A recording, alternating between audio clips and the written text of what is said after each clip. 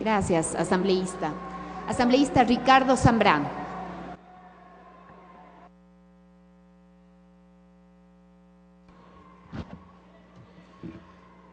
Señora Presidenta, compañeros y compañeras asambleístas, ecuatorianos y ecuatorianas.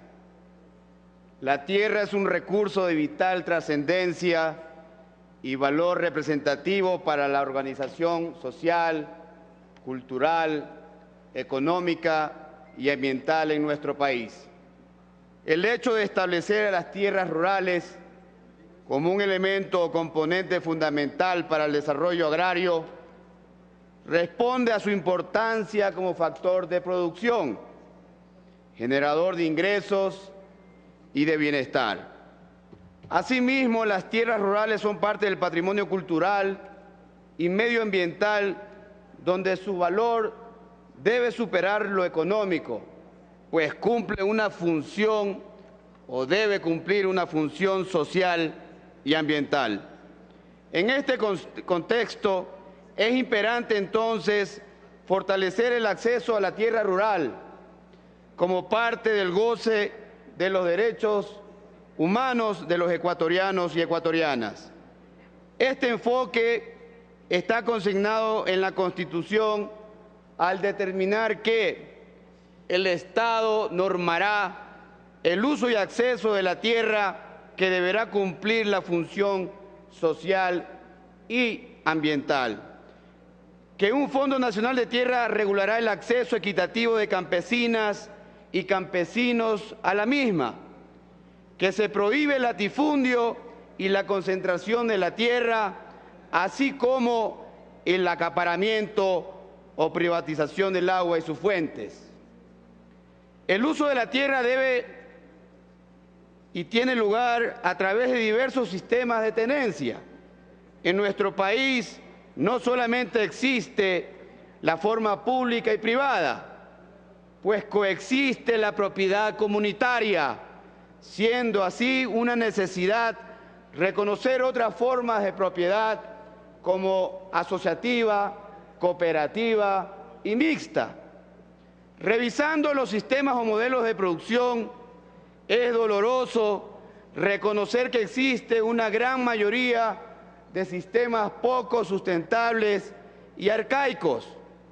También nos hemos encontrado con la acumulación de capital de unos pocos que no han tenido otra idea que acaparar tierras rurales para simple especulación, conspirando contra la eficiencia y el desarrollo sustentable de los predios rurales.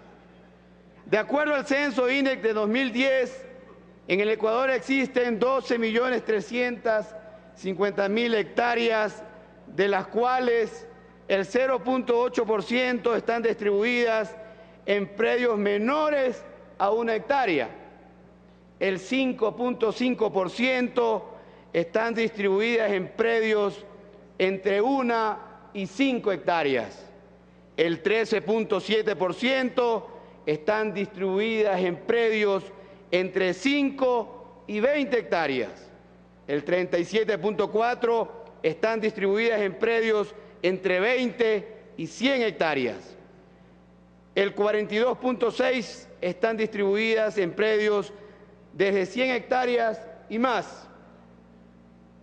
No obstante, compañeros asambleístas, es vital resaltar que los predios rurales son cada vez más pequeños.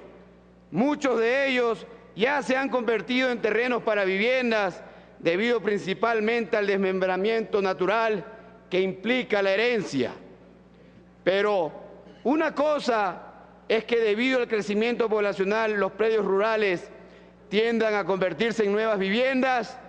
Otra muy diferente es no lograr aumentar la productividad para que se produzca más en lo que nos queda de tierra rural disponible. De no hacerlo, algún día nos convertiremos en un país importador de leche, carne, frutas y hasta de hortalizas, con las consecuencias sociales, económicas, ambientales que eso acarrea. El marco jurídico actual es débil frente a las condiciones que dispone la Constitución y a la realidad en la que vivimos. Contamos con una ley de desarrollo agrario creada en 1994, en la cual se aprecia claramente las consecuencias de políticas neoliberales que solo buscaron el fortalecimiento de los dueños de los factores de producción, como el capital, la tierra y el trabajo.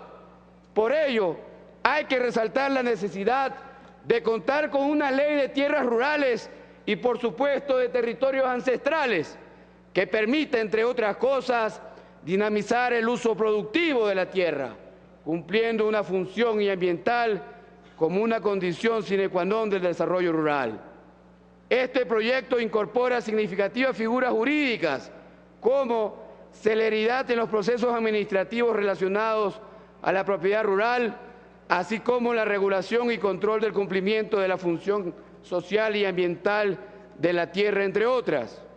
Prohíbe la concentración de tierras rurales, es decir, no puede existir el acaparamiento de tierras para especulación o para prácticas monopólicas que afecten negativamente el precio de los productos agrícolas. Se institucionaliza la figura jurídica de la afectación como proceso administrativo que limita el derecho de propiedad sobre la totalidad o sobre una parte de la tierra rural. Se excluye de esta figura legal a los predios cuya superficie sea menor a 25 hectáreas en el caso de la sierra y 75 hectáreas en el caso de la costa, Amazonía y estribaciones. Asimismo, las tierras comunitarias, compañeros que nos acompañan aquí en la tribuna, no serán sujetas a ninguna afectación. En ese espacio también están incluidos los territorios ancestrales. Se norma el uso y acceso equitativo de las tierras rurales, incentivando la asociatividad. Se crea y regula el Fondo Nacional de Tierra para fortalecer la soberanía alimentaria y contribuir a democratizar el acceso a la tierra en nuestro país. Se adhieren materias relacionadas con derechos colectivos, como el reconocimiento, adjudicación y titulación de tierras y territorios ancestrales, conservación de la propiedad imprescriptible de sus tierras, entre otras. Por esto es necesario considerar la consulta prelegislativa como un mecanismo sustancial de participación ciudadana para el empoderamiento de este proyecto de ley. Considero se analice de mejor forma el concepto de latifundio, toda vez en este proyecto se lo define como una propiedad rural de gran extensión ineficientemente aprovechada que sobrepase los máximos de superficie establecidos por la Autoridad Agraria Nacional. Es decir, si esta misma propiedad rural de gran extensión es eficientemente aprovechada, se podría entender que no se constituye como latifundio. Ecuatorianos y ecuatorianas, por las motivaciones jurídicas y sociales expuestas en este debate, estimo relevante profundizar el tratamiento de este importante y tan necesario proyecto para los propietarios y posesionarios de las tierras rurales en todo el territorio nacional. Gracias por permitirme los